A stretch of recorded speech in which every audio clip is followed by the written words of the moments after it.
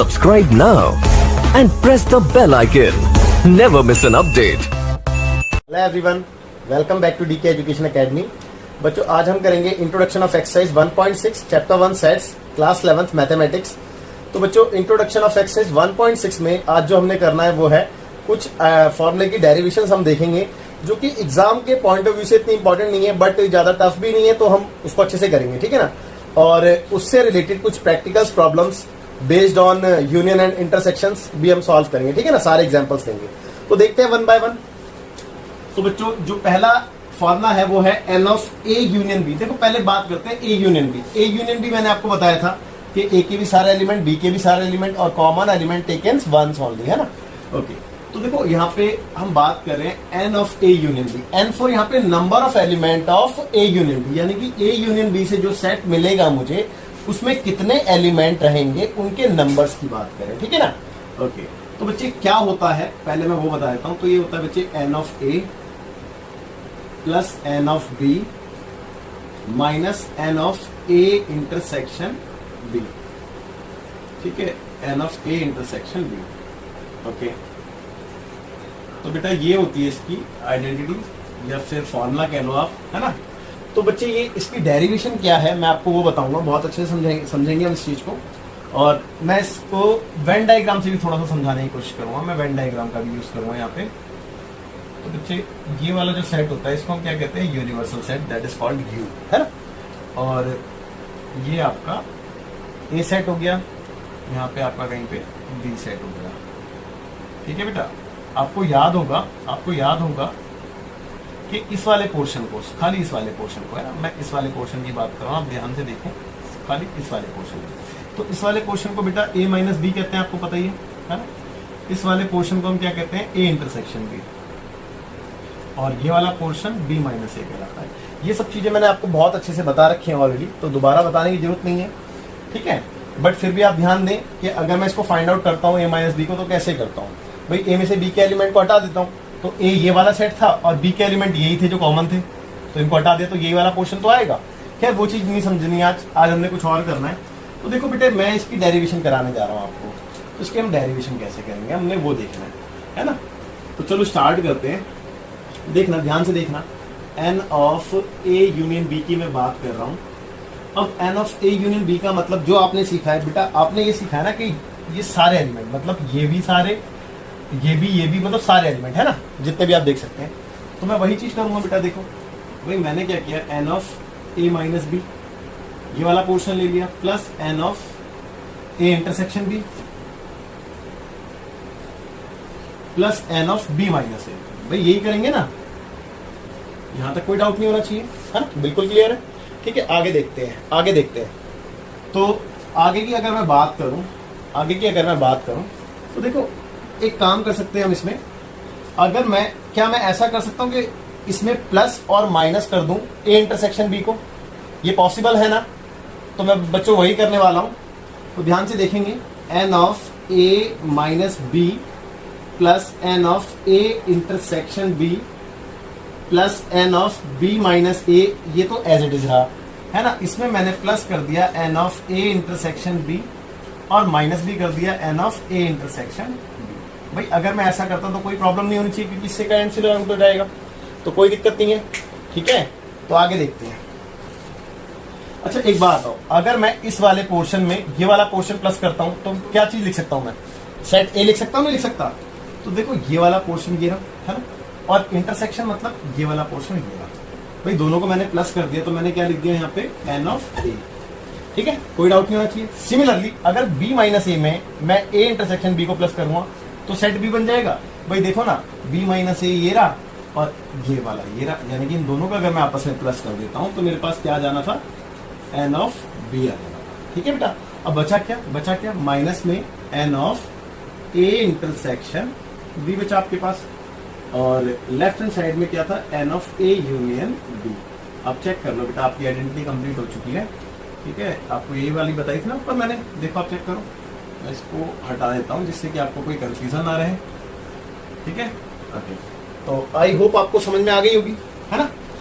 चलिए ठीक है, अब दूसरा केस देखते हैं। दूसरा केस है ना, ये तो पहला केस था, दूसरा केस देखते हैं। एक केस में ऐसा भी होता है कि n of A union B बराबर होता है n of A plus n of B के। लेकिन ऐसा कब होता है ना, बात करेंगे कि ऐसा कब होता है। तो ऐसा होता है if n of A intersection B equal to 5 हो, यानी कि इन दोनों के बीच में कुछ भी कॉमन ना हो, तब ऐसा होता है। तो इस चीज को भी समझेंगे हम आराम से, है ना, इस चीज को भी अच्छे से समझेंगे। देखते हैं एक बार वेन डायग्राम बना के।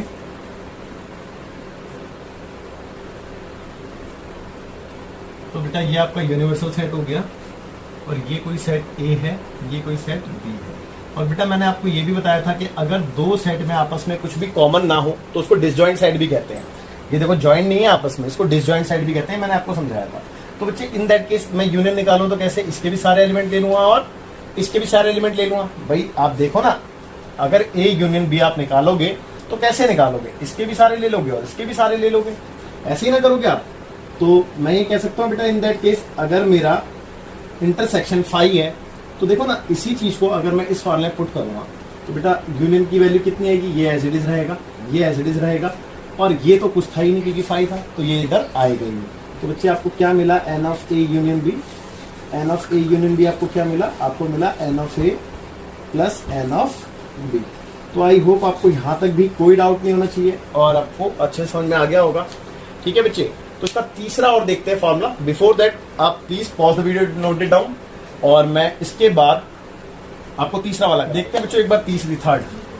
थर्ड में क्या है बेटा, देखो n of A union B union C, यानी कि अगर 3 सेट का केस हो तो, है ना, तो कैसे यूनियन देखते हैं।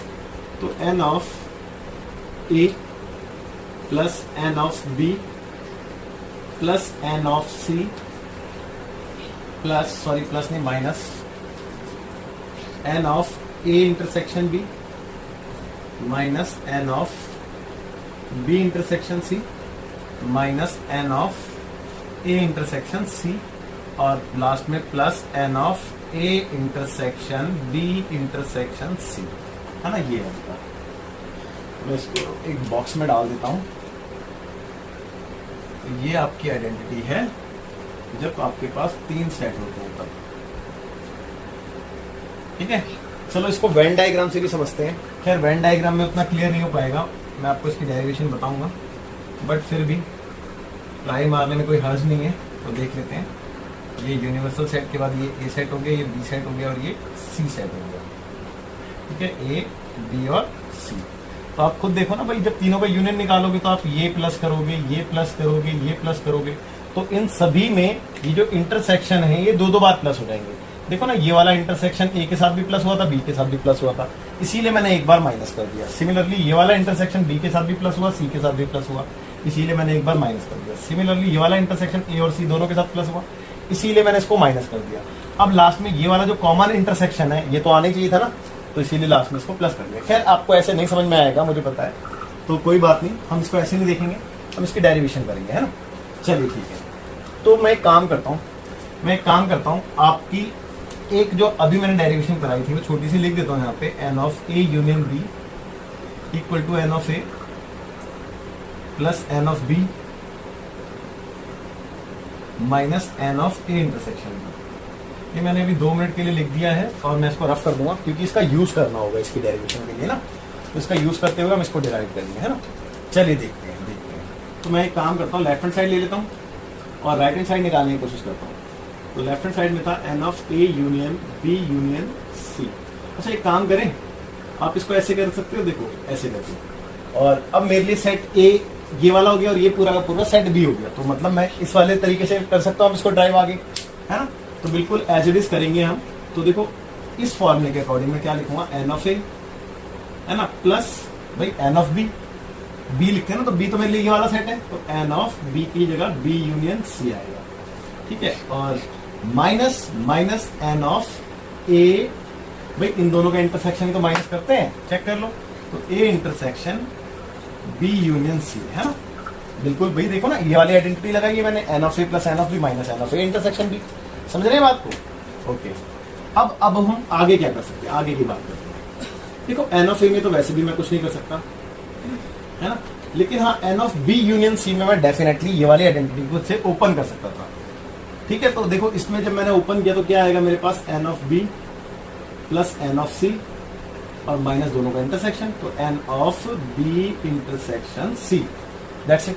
और अगर मैं इसकी बात करूं तो बच्चे मैंने आपको डिस्ट्रीब्यूटिव लॉ पढ़ाया था, उसमें मैंने आपको बताया था कि जो इंटरसेक्शन है आपका वो डिस्ट्रीब्यूट हो जाता है यूनियन के अबाउट, है ना। तो N of A intersection C, भाई कुछ इस तरीके से लिख सकते हैं, नहीं लिख सकते इसको, डिस्ट्रीब्यूटिव लॉ याद है बेटा।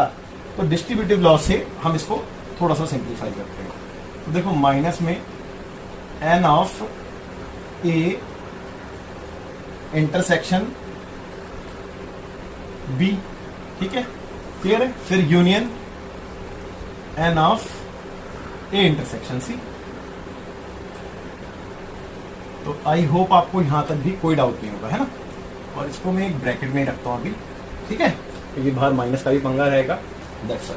तो यहां तक भी आपको कोई दिक्कत नहीं होनी चाहिए। आगे देखेंगे, ठीक है। मैं इसको तो रफ कर ही दूं एटलीस्ट, और आगे देखते हैं। देखिए आपके पास क्या क्या हो चुका है, N of A as it is रहेगा, N of B as it is, क्योंकि ये सारी चीजें चाहिए, N of C B as it is. देखो ना, ये तो तीनों चीजें चाहिए थी वैसे भी, अब बी इंटरसेक्शन सी भी चाहिए था, तो मैं इसको भी नहीं छेड़ूंगा। तो बी इंटरसेक्शन सी। अब करते हैं इसकी बात। अब अगर ध्यान से देखें तो N of A union B, भाई फिर से ए यूनियन बी वाली बात बन रही है, नहीं बन रही है। तो फिर से क्या मैं ये वाला आइडेंटिटी नहीं लगा सकता?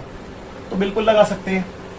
या फिर एक काम कर सकते हैं हम, अगर आपको लगता है कि थोड़ा बड़ा हो जाएगा तो आप इसको है ना रफ कर दो, मैं बताता हूँ आपको। आप इसको रफ कर दो क्योंकि थोड़ा सा स्पेस कम है बोर्ड पे, और आप क्या करेंगे, इसको इक्वेशन नंबर 1 से डिनोट कर देंगे, है ना। अब इक्वेशन नंबर 1 में से आप इस वाले पोर्शन को अलग से सॉल्व करोगे, फिर इसका आंसर इक्वेशन नंबर 1 में हम सब्स्टिट्यूट करेंगे। तो मैंने अभी ये ले लिया, कितना पोर्शन बेटा, एन ऑफ, इसका भी एन अगर मैं चाहूं तो ब्रैकेट के बाहर लिख सकता हूँ यूं करके यहाँ पे, है ना। देखो ये भी तो कर सकता हूँ ना मैं, ठीक है। इसको थोड़ा सा करीब लिखते हैं, इसके क्या था, ए इंटरसेक्शन सी, ठीक है बेटा, ऐसे भी लिख सकते हैं। तो अब मैं ये लिखने जा रहा हूं यहाँ पे, A intersection B union A intersection C. और बच्चों मैंने यहाँ पे क्या किया था, डिस्ट्रीब्यूटिव लॉ लगाया था सिर्फ, ठीक है, जो मैंने आपको ऑलरेडी पढ़ा भी रखा है। अब इसके आगे देखो, ये मेरा पोर्शन ए है, ये वाला बी है, तो ए यूनियन बी वाली बात बन गई फिर से, यही वाली आइडेंटिटी। तो मैं फिर से यही वाली आइडेंटिटी अप्लाई करूंगा इसमें, एन ऑफ ए यानी कि ए इंटरसेक्शन बी, है ना, प्लस एन ऑफ बी। तो एन ऑफ बी की वैल्यू है ए इंटरसेक्शन सी, और माइनस इंटरसेक्शन, तो माइनस, ये क्वेश्चन नंबर 1 को थोड़ा सा ऊपर ले लेता हूं मैं, माइनस इन दोनों का इंटरसेक्शन, तो N of A intersection B, B की वैल्यू क्या है, ए इंटरसेक्शन सी, है ना भाई। कंफ्यूज तो नहीं हो ना, ए और बी इसके बीच में इंटरसेक्शन ही लगाते ना। ओके, तो यहां तक भी आपको कोई दिक्कत नहीं होनी चाहिए। अब थोड़ा सा और देखते हैं इसको क्या सिंप्लीफाई हो सकता है। देखो इसका हम कुछ नहीं कर सकते, और वैसे भी ये चीजें हमें चाहिए थी, तो इसको मैं सेम रहने देता हूँ, A intersection B plus N of A intersection C, इसको भी नहीं छेड़ रहा। और इसका हम कुछ कर सकते हैं, है ना, ध्यान से देखेंगे बेटा, इसका हम क्या कर सकते हैं। तो अब इसको है ना मैं वेन डायग्राम से समझाने की कोशिश करता हूँ, आप ध्यान से देखना प्लीज। हाँ, ए इंटरसेक्शन बी का मतलब क्या समझ रहे हो, ये रहा बी ये रहा, तो इसका मतलब आप ये समझ रहे हो, है ना। और ए इंटरसेक्शन सी का मतलब आप क्या समझ रहे हो, ए ये रहा सी ये रहा, तो इसका मतलब आप ये वाला समझ रहे हो, है ना। अब इन दोनों में कॉमन, भाई इंटरसेक्शन का मतलब क्या है कि इन दोनों का कॉमन, तो इन दोनों का कॉमन तो यही वाला पोर्शन आएगा। देखो ना, चेक कर लो, जो मैं इरेज करने जा रहा हूँ, ये वाला पोर्शन आएगा ना। और इस पोर्शन को मैं अगर डायरेक्ट लिखना चाहूं तो क्या लिख सकता हूं, आप ध्यान दो, ये इन तीनों का इंटरसेक्शन है, इन तीनों का कॉमन पार्ट है। तो इसकी जगह मैं क्या लिख सकता हूं, तीनों का इंटरसेक्शन यानी कि n of A intersection B intersection C, भाई इसकी जगह ये लिख सकता हूं। आई होप आपको समझ में आ गई होगी बात जो मैं कहना चाह रहा था, ठीक है। चलिए अब आगे देखते हैं, आगे देखते हैं। अब तो बस ऑलमोस्ट हो ही चुका है पूरा ड्राइव, देखते हैं एक बार। भाई इसका आंसर हमने निकाल लिया, इतना फाइंड आउट हुआ है हमारे पास, है ना। अब मैं इसको इक्वेशन नंबर 1 में पुट करने जा रहा हूं। तो फ्रॉम इक्वेशन नंबर 1, तो इक्वेशन नंबर 1 की लेफ्ट हैंड साइड पहले लिख लेते हैं। लेफ्ट हैंड साइड में था n of A union B union C, यही था ना बेटा। बस फर्क कितना है, अगर ब्रैकेट था हटा दो लगा दो उससे कोई फर्क नहीं पड़ता, है ना। और राइट हैंड साइड में क्या लिखा था, n of A plus N of B plus N of C minus N of B intersection C. ठीक है बेटा, बी इंटरसेक्शन सी और माइनस दिस। अब इसकी वैल्यू मेरे पास ये थी, अब चेक करो यही है ना इसकी वैल्यू, है ना। हाँ बिल्कुल यही है। तो मैं इसकी जगह ये वाला माइनस था, यहाँ पे ये पुट करने जा रहा हूँ इसकी जगह इसकी ये वैल्यू, और मैं ब्रैकेट डाल देता हूँ क्योंकि बाहर माइनस है तो सबकी साइन बदलने पड़ेंगे। तो फिलहाल मैं ब्रैकेट डालता हूँ, तो क्या आ गया, N of A intersection B plus N of A intersection C और minus N of A intersection B intersection C. Complete, ठीक है, कंप्लीट। अच्छा मैं इसको रफ कर देता हूँ, इसकी वजह से कोई कंफ्यूजन नहीं होनी चाहिए, है ना। और फिर आगे देखते हैं। ओके, अब बस बिल्कुल लास्ट चल रहा है, आपने ब्रैकेट को ओपन करना है और आपको आपकी आइडेंटिटी की डेरिवेशन कंप्लीट मिल जाएगी। तो N of A plus N of B plus N of C. देखो मैं अगर इस ब्रैकेट को ओपन करता हूं तो इन सबके साइन बदलेंगे, तो ये माइनस का आएगा n of A intersection B. मैं पहले इसको लिख लूँ, इसको बाद में लिख लूँ, कोई फर्क नहीं पड़ता। तो मैं पहले इसको लिखने वाला हूँ माइनस का n of A intersection B, और फिर इसको लिख देता हूँ n of B intersection C. ठीक है, अब इसको लिख देता हूँ माइनस का n of A intersection C, और ये प्लस का हो जाएगा n of A intersection B intersection C. और अब आप चेक कर लो, आपका फॉर्मूला ड्राइव हो चुका है बेटा, चेक कर लो। ये लिखाया था ना ऊपर, देखो N of A plus N of B plus N of C minus N of A intersection B minus N of B intersection C minus N of A intersection C और plus N of A intersection B intersection C. ठीक है, तो I hope आपको यहां तक तो समझ में आ गया होगा। और ठीक है बच्चों, आगे देखते हैं कुछ एग्जांपल्स, है ना, प्रैक्टिकल लाइफ से जो रिलेटेड हो। चलो देखते हैं बच्चों, देखते हैं एग्जांपल नंबर 23। बहुत इजी है ये, तो डायरेक्ट ही है, ठीक है ना, तो कुछ प्रैक्टिकल भी नहीं है। देखते हैं, कहता है कि if X and Y are two sets, भाई इसने खुद ही बोल दिया कि एक्स और वाई दो सेट्स हैं, such that X union Y has 50 elements. और इसने ये भी बोल दिया है कि number of element X union Y में कितने, 50। ये डायरेक्ट गिवन है ना आपको। ओके, आगे कहता है एक्स हैज 28 एलिमेंट्स, और जो एक्स सेट है उसमें कितने एलिमेंट्स बोल रहा है, 28। ठीक है बेटा, आगे कहता है एंड वाई हैज 32 एलिमेंट्स, और जो वाई सेट है उसमें कितने एलिमेंट्स है बेटा, 32। अब आगे लिखा है how many elements does X intersection Y है। तो आपसे ये पूछा गया है कि एक्स इंटरसेक्शन वाई में कितने एलिमेंट्स है ना। बहुत इजी क्वेश्चन है, बहुत इजी है, देखेंगे एक बार ध्यान से। देखो सिंपल डायरेक्ट फॉर्मूला बेस्ड है, आपके पास फॉर्मूला है वी हैव। ये फॉर्मूला क्या होता है, N of X X union Y equal to होता है N of X plus N of Y minus N of X intersection Y. भाई यही लिखवाया है ना अभी आपको, बस फर्क कितना है, मैंने आपको ए बी में लिखवाया, ये एक्स वाई में चल रहा है, कोई फर्क नहीं पड़ता उससे। ये आपको गिवन है, बिल्कुल गिवन है जी 50 इक्वल टू ये भी गिवन है 28, ये भी गिवन है 32। ये तो फाइंड ही करना है, तो उसको रहने दो भाई, जो चीज फाइंड करनी है वो कहां से गिवन हो जाएगी। ये माइनस का इधर ले आए, प्लस का कर दें इसको भाई, वो वैसे भी जिसको फाइंड करना होता है उसको हम लेफ्ट हैंड साइड में रखते हैं, उसको यहाँ पे ले आते हैं।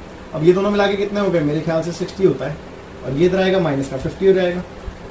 तो N of X intersection Y equal to I think so के 10, और यही आपने फाइंड आउट करना था। भाई आपसे यही मांगा गया था ना कि n of X intersection Y में कितने एलिमेंट्स हैं, तो भैया 10 एलिमेंट्स हैं। आई होप आपको अच्छे समझ में आ गया होगा। बच्चों कहता है एग्जाम्पल नंबर 24 में, कहता है कि in a school there are 20 teachers. भाई एक स्कूल में 20 टीचर्स हैं, है ना, हु टीच मैथमेटिक्स और फिजिक्स, जो कि मैथमेटिक्स और या फिर फिजिक्स पढ़ाते हैं ना। ठीक है, ऑफ दीज 12 टीच मैथमेटिक्स, इनमें से जो 12 टीचर्स हैं वो मैथमेटिक्स टीच करते हैं, and 4 teach both physics and mathematics, और जो 4 ऐसे हैं जो दोनों ही पढ़ाते हैं। ठीक है, ओके। तो कहता है how many teach physics, question mark. आपने ये बताना है कि कितने टीचर्स ऐसे हैं जो सिर्फ और सिर्फ फिजिक्स पढ़ाते हैं। ठीक है, चलो बहुत ईजी है, सबसे पहले हम इनका जो सेट बनेगा उसको हम डिनोट करेंगे, है ना। तो मैंने लेट एम से डिनोट किया, M be the set of teachers who teach mathematics, जो टीचर मैथमेटिक्स पढ़ाते हैं उनका सेट मैंने किससे डिनोट किया, एम से। And P B the set of teachers who teach physics, ठीक है, उसको मैंने पी से माना है। अब एक बार क्वेश्चन को दोबारा पढ़ेंगे और ये बिल्कुल आपकी प्रैक्टिकल प्रॉब्लम है जो आपकी प्रैक्टिकल लाइफ में भी हो सकती है। कहता है कि in a school there are 20 teachers. भाई एक स्कूल में 20 टीचर्स हैं, खैर ये इन्फॉर्मेशन मैं बाद में लिखूंगा, इसका रीजन भी आपको बताऊंगा। हु टीच मैथमेटिक्स और फिजिक्स, हाँ अब मैं कह सकता हूँ, देखो यहाँ पे 20 टीचर है जो कि मैथ्स और फिजिक्स पढ़ाते हैं, यानी कि कहने का मतलब ये है कि 20 के 20 टीचर मैथ्स या फिर फिजिक्स पढ़ाते हैं। कोई भी टीचर ऐसा नहीं है जो इन दोनों सब्जेक्ट में से कोई सब्जेक्ट ना पढ़ाते हैं। तो अब मैं ये कह सकता हूँ कि यहाँ पे आपको जो इन्फॉर्मेशन गिवन है वो आपको M यूनियन P आपको गिवन है 20, है ना। क्योंकि बच्चे हो सकता था कि अगर इन 20 में से कोई 2 या 3 टीचर किसी अलग सब्जेक्ट के होते तो इन दैट केस में यहाँ पे यूनियन नहीं लिखता फिर मैथ्स और फिजिक्स का, ठीक है, आप समझ रहे हो ना। क्योंकि ये जो 20 है या तो ये मैथ्स पढ़ा रहे होंगे या फिर फिजिक्स पढ़ा रहे होंगे, ये क्वेश्चन ने क्लियर कर दिया है मेरे को। आगे चलते हैं, कहता है कि हु टीच मैथमेटिक्स और फिजिक्स, फुल स्टॉप। आगे कहता है कि ऑफ दीज 12 टीच मैथमेटिक्स, और इनमें से जो 12 हैं वो क्या टीच करते हैं बेटा, मैथ्स, ठीक है। आगे लिखते हैं and 4 teach both physics and mathematics, और 4 ऐसे हैं जो दोनों ही सब्जेक्ट पढ़ाते हैं। और दोनों पढ़ाते हैं का मतलब क्या है कि इंटरसेक्शन की बात हो रही है। भाई जो मैथ्स भी पढ़ाता हो और फिजिक्स भी पढ़ाता हो तो कॉमन ही होगा ना, ठीक है। आगे लिखा है how many teachers teach physics, question mark. भाई आपने बताना कि फिजिक्स कितने लोग पढ़ाते हैं। अब तो आपके लिए बहुत इजी क्वेश्चन हो चुका है, बस फॉर्मूला भी डायरेक्ट फॉर्मूला पुट करेंगे और लिखेंगे। देखो मैं आपको फिर कह रहा हूँ कि क्वेश्चन को पढ़ना और उसको समझना और उसको समझ के इस तरीके से उनकी इन्फॉर्मेशन को लिखना, ये बहुत इंपॉर्टेंट टास्क होता है ना। तो इस चीज को आपने बहुत ध्यान से करना है, इसी चीज को समझना है, इसके आगे तो क्वेश्चन में कुछ बचा भी नहीं है, ठीक है ना। ध्यान से देखेंगे। नाउ वी हैव, भाई हमारे पास क्या है, हमारे पास एक यूनियन का फॉर्मूला है, N of M union P equal to होता है N of M plus N of P minus दोनों का intersection, n of M intersection P, that's it. अब ये आपको गिवन है, बिल्कुल जी गिवन है 20, ये आपको गिवन है बिल्कुल जी 12, ये भी गिवन है 4, नहीं ये कहाँ गिवन है, ये तो कैलकुलेट करना है, एन ऑफ पी तो कैलकुलेट कर रहे हैं ना। हाँ ये गिवन है 4, ठीक है, इंटरसेक्शन, ओके। अब आपको जिसको कैलकुलेट करना होता है उसको एक तरफ रखते हैं, बाकी सबको ट्रांसफर करते हैं। तो 20 देखो 12 में से 4 गया 8 आएगा, 8 मैंने इधर ट्रांसफर कर दिया तो -8 हो जाएगा, तो एन ऑफ पी। तो this implies that n of P कितना आ गया बेटा, 20 में से 8 गया तो 12, हाँ बिल्कुल 12 ही आएगा जी, ठीक है ना। देखो ना 12 में से 4 गया था तो 8 बच्चा प्लस का 8 इधर आके माइनस का 8 हो गया। तो जो टीचर फिजिक्स पढ़ाते हैं वो कितने टीचर है बेटा स्कूल में, 12 टीचर है ना, 12 टीचर है, ओके। तो आप बच्चे इसको नोट कीजिए और फिर आगे बढ़ते हैं। तो बच्चों देखते हैं एग्जाम्पल नंबर 25।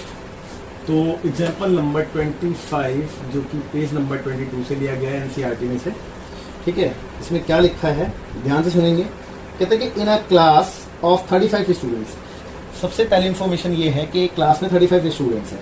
एक्चुअली क्या है कि बेटा बच्चों को दिखता है ना कि सबसे बड़ा जो सेट है वो यूनियन का सेट होता है। जनरली ऐसा कह भी सकते हैं कि हाँ भाई 99% ऐसा होता है कि जो सबसे बड़ा सेट है वो यूनियन का हो सकता है, क्योंकि यूनियन में हम सारे एलिमेंट ले रहे होते हैं। लेकिन कई बार ऐसा होता है कि वो यूनियन का सेट नहीं होता, तो इसीलिए क्वेश्चन को बहुत ध्यान से रीड करें, इसको बहुत ध्यान से समझें आप लोग, ठीक है। मैं भी आपको बताऊंगा, इसने बोला है कि भाई 35 स्टूडेंट्स हैं, तो अभी मैं ये नहीं कह सकता कि ये यूनियन का सेट होगा। जैसे कि मैं ऊपर वाले क्वेश्चन में भी मैंने 20 को ये नहीं बोला था कि वो यूनियन का सेट है। जब मैंने आगे इन्फॉर्मेशन पढ़ी तब मेरे को ये क्लियर हुआ कि 20 के 20 टीचर या तो फिजिक्स पढ़ा रहे हैं या फिर मैथ्स पढ़ा रहे हैं, तो मैंने इनको यूनियन बोला था, है ना। तो इसी बात को हमने ध्यान में रखना है, ठीक है। इसी चीज़ को हम समझेंगे और अभी फर्दर क्वेश्चन में भी देखेंगे तो अच्छे समझ में आ जाएगा। कहता है कि in a class of 35 students, चलो ये तो एक अलग बात हो जाती है। कहता है 24 लाइक टू प्ले क्रिकेट, लेकिन ये कंफर्म हो गया कि इनमें से जो 24 है वो क्रिकेट खेलना पसंद करते हैं। तो मैंने सबसे पहले वही लेट करना था, तो मैंने लेट कर लिया ए be the set of students who play cricket, और बी से मैंने मान लिया जो कि बच्चे क्या फुटबॉल प्ले करते हैं ना, खेलते हैं, ठीक है। तो सबसे पहली इंफॉर्मेशन जो थी हमारे पास वो थी ये कि 24 लाइक टू प्ले क्रिकेट। तो एन ऑफ ए भाई ए सेट ही है ना जो क्रिकेट खेलते हैं। ओके 24 आगे कहता है बेटा and 16 like to play football, और जो 16 है वो फुटबॉल। ठीक है, अगली इंफॉर्मेशन देखते हैं। फुटबॉल कहता है कि also each student likes to play at least one of the two games. देखो ये वाली इंफॉर्मेशन बहुत इंपॉर्टेंट है। कहता है कि ऑल्सो ईच स्टूडेंट मतलब जितने भी स्टूडेंट्स हैं, वो कहता है students like to play at least one of the two games, यानी कि कम से कम एक गेम तो खेलते हैं। यानी कि ये इन्फॉर्मेशन बहुत इंपॉर्टेंट थी। कहता है कि जितने भी स्टूडेंट हैं, यानी कि हमारे पास कितने स्टूडेंट थे अभी 35 स्टूडेंट्स थे, और वो दोनों में से कोई एक गेम तो खेलते हैं। मतलब एक गेम का खेलने का मतलब है कि ये खेलते होंगे या फिर ये, या फिर हो सकता है दोनों भी खेलते हो। यानी कि अब ये बात क्लियर हो गई, ये जो 35 था ये हमें यूनियन ही दे रखा था। अब मैं ये कह सकता हूँ कि ये इन्फॉर्मेशन मेरे लिए यूनियन है। जो इसने पहले बोला था ना कि 35 स्टूडेंट्स है क्लास में, अब इसने ये बोल दिया कि भाई जो 35 स्टूडेंट्स हैं वो सबके सब कोई ना कोई गेम खेलते हैं, तो ये इन्फॉर्मेशन क्लियर हो जाती है कि ये यूनियन है आपको। ठीक है, आगे देखेंगे आगे क्या लिखा है। कहता है कि how many students like to play both cricket and football. आपको ये बताना है जो दोनों खेलते हैं। तो N of A intersection B आपने कैलकुलेट करना। अब तो यार क्वेश्चन में कुछ बचा ही नहीं है। ठीक है, अब तो बस फॉर्मूला लगाना है और आंसर पाना है। तो वी हैव, क्या होता है बेटे हमारे पास, N of A union B equal to होता है N of A plus N of B minus N of A intersection B. इसको उठा के इधर ले आते हैं। भाई डायरेक्ट ही लिख दूं, चलो अगले स्टेप में लिखते हैं। ए यूनियन बी की वैल्यू कितनी है 35, ए की वैल्यू 24, बी की वैल्यू कितनी है बेटा एन ऑफ बी 16, और इंटरसेक्शन तो हम कैलकुलेट ही कर रहे हैं, तो N of A intersection B कैसे। तो देखो 35 तो एज इट इज रहा, या फिर 35 को छोड़ो, इसको उठा के इधर लेके आता हूँ। N of A intersection B हो गया इधर आके पॉजिटिव नेगेटिव से, है ना। यहाँ पे कितना हो गया 6 4 10 0, और 2 और 1 3 और 1 4 40, और ये इधर आएगा तो माइनस का 35 हो जाएगा। तो N of A intersection B equal to कितना आएगा बेटा 5। तो बेटा 5 बच्चे ऐसे हैं जो मैथ्स कह रहा हूँ सॉरी, जो क्रिकेट भी खेलते हैं और फुटबॉल भी खेलते हैं। ठीक है ना, चलो बढ़ते हैं, देखते हैं बच्चों एग्जाम्पल नंबर 26 जो कि पेज नंबर 23 पे है, और अच्छा क्वेश्चन है एक, है ना। देखो कहता है कि in a survey of 400 students, यहाँ पे जो सर्वे हुआ वो 400 लोगों का हुआ। अब मे भी हो सकता है कि 400 यूनियन हो, या हो सकता है कि ना भी हो, है ना। मैंने बताया था आपको कि सबसे बड़ा नंबर देख के आप उसको यूनियन घोषित ना करें। आगे क्वेश्चन को ध्यान से पढ़ें। कहता है कि 400 स्टूडेंट्स इन अ स्कूल, कहता है कि 100 were listed as taking apple juice, यानी कि जो 100 हैं वो क्या लेते हैं बेटा एप्पल जूस। ठीक है, और कहता है 150 एज टेकिंग ऑरेंज जूस, और 150 जो है वो ऑरेंज जूस। ठीक है, आगे लिखा है and 75 were listed as taking both apple as well as orange juice, और जो 75 है वो दोनों लेते हैं। चलिए एक काम करते हैं, पहले इन इन्फॉर्मेशन को हम बोर्ड पे लिख लेते हैं, ना। तो मैंने सबसे पहले डिनोट किया कि let A be the set of students taking apple juice, मतलब ए से मैंने उन स्टूडेंट्स को लिया है जो कि एप्पल जूस लेते हैं, और बी से जो कि ऑरेंज जूस लेते हैं। तो सबसे पहले इन्फॉर्मेशन में आपको यही दिया था कि जो एप्पल जूस लेने वाले स्टूडेंट्स हैं वो ऐसे स्टूडेंट 100 है ना, और जो ऑरेंज जूस लेते हैं ऐसे स्टूडेंट 150 हैं, और जो दोनों लेते हैं ए इंटरसेक्शन की ऐसे स्टूडेंट 75 है ना। यहाँ तक हमने क्वेश्चन कंप्लीट कर लिया था। Were listed as taking both apple juice as well as orange juice. इसके आगे पढ़ना था। आगे कहता है कि find how many students were taking neither apple juice nor orange juice.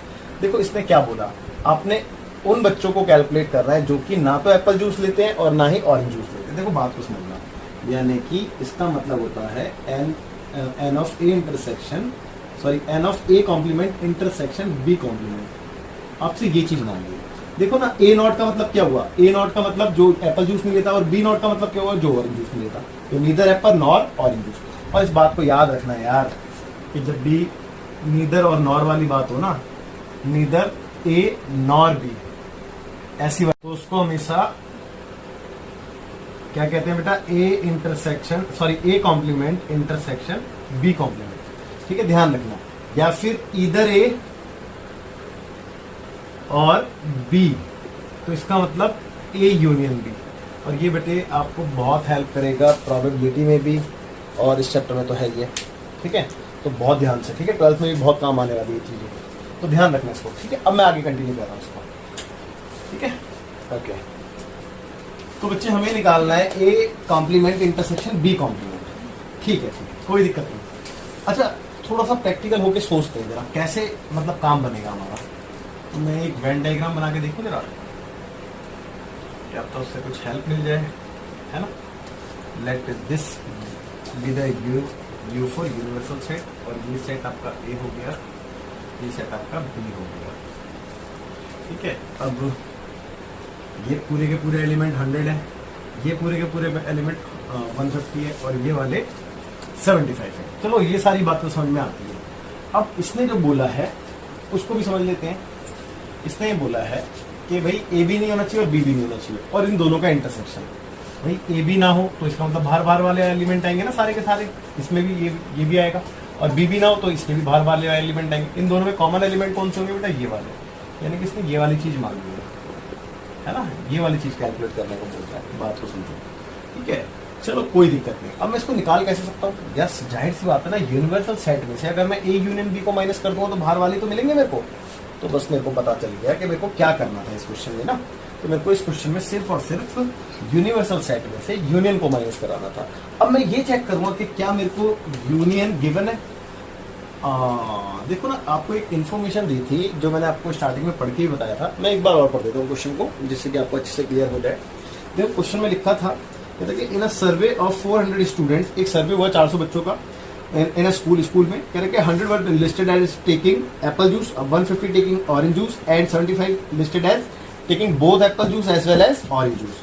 ठीक है, कोई दिक्कत नहीं। फाइंड करो हाउ मेनी स्टूडेंट्स जो कि ना तो एप्पल जूस लेते हो ना ही ऑरेंज जूस। यानी कि कहने का मतलब समझो भाई, जो 400 बच्चों का सर्वे हुआ है, इसका मतलब ये है कि उनमें से कुछ बच्चे ऐसे भी हैं जो ना तो एप्पल जूस ले रहे हैं और ना ही ऑरेंज जूस ले रहे हैं। अब अगर वो एप्पल जूस और ऑरेंज जूस नहीं ले रहे हैं तो इसका मतलब बेटा वो यूनिवर्सल सेट हो गया। आप चेक करो ना, देखो ना, अगर एप्पल या फिर ऑरेंज जूस ले रहे होते तो हम कह सकते थे कि वो ए यूनियन बी होगा, लेकिन अब वो ये दोनों ही नहीं ले रहे हैं, तो इसका मतलब बाहर वाले एलिमेंट में जा रहे होंगे वो बच्चे, है ना। और यही चीज अभी हमने यहाँ पे सीखी है ना वेन डायग्राम से भी।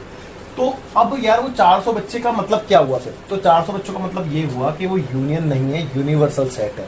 तो इसीलिए मैंने आपसे कहा था कि जो सबसे बड़ा सेट होता है वो, इसका मतलब ये जरूरी नहीं है कि वो हमेशा यूनियन गिवन है। ठीक है, तो ये बात आपको समझ में भी आ गई होगी। तो ये हमें क्या गिवन था? एन ऑफ यू गिवन था, जो कि 400 था। क्लियर है बात? अब जैसे कि मैंने बताया कि भाई ये चीज निकालने के लिए मेरे को यू में से यूनियन को माइनस करना है। तो यू मेरे पास है लेकिन यूनियन नहीं है, तो सबसे पहले यूनियन निकाल लें। तो यूनियन निकालते हैं।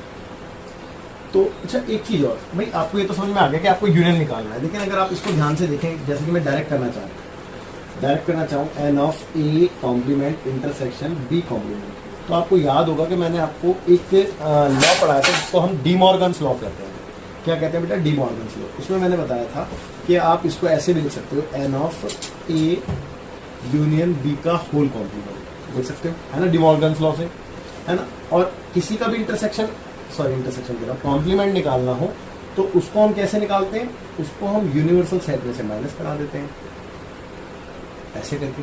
और देखो ना, वही वाली बात आ गई, नहीं आ गई कि मैं आपसे कहता यू में से ए यूनियन भी माइनस कर दो, तो वही वाली बात तो आ गई, है ना। और डी मॉर्गन्स लॉ भी वेरीफाई हो गया थोड़ा। ठीक है, चलो अब इसको सॉल्व करते हैं। इसकी वैल्यू, चलो इसकी वैल्यू अगली स्टेप में पुट करता हूँ मैं। इसकी वैल्यू को देख लेते हैं, क्योंकि इसकी वैल्यू मेरे पास नहीं है, लेकिन इसका फॉर्मूला जरूर है मेरे पास। क्या होता है formula? N of A plus N of B minus N of A intersection B, है ना बेटा। ओके, अब मैं वैल्यू डालता हूँ। यू की वैल्यू है 400 माइनस ए की वैल्यू कितनी है बेटा? 100, बी की वैल्यू 150 और दोनों के इंटरसेक्शन की वैल्यू 75। ठीक है, अब देखो 400 तो ऐसे ही आ गया माइनस। अब इनको देख लेते हैं कितना आ रहा है। अभी देखो ना, 100 और 150 यानी कि 250 तो ये हो गया 250, और 250 में से 75 को माइनस कर देते हैं। तो 5 का 5 आ गया, और यहाँ पे आ गया 4, यानी 14 में से 7 गया 7, 175 आ गया, है ना। तो यहाँ पे आ गया 175। अब देखते हैं कितना आ रहा है माइनस करके। तो 10 में से 5 गया बेटा 5, 9 में से 7 गया तो 2, और यहाँ पे आ गया 3। नहीं, 3 पे आएगा, यहाँ पे 3 बचा ना, 3 में से 1 गया तो 2, 225 आया। अब लेट मी चेक, मैं अपना आंसर चेक करता हूँ एक बार। ठीक है, ये वो स्टूडेंट्स हैं जो कि ना तो एप्पल जूस लेते हैं ना ही ऑरेंज जूस लेते हैं। ठीक है, एक बार मैं आंसर चेक कर लूँ फिर आगे बढ़ते हैं। हाँ बिल्कुल ठीक है। ठीक है, तो बच्चों आप इसको नोट कीजिए, फिर बच्चों देखते हैं आखिरी example, that is example number 27। तो इसमें कहते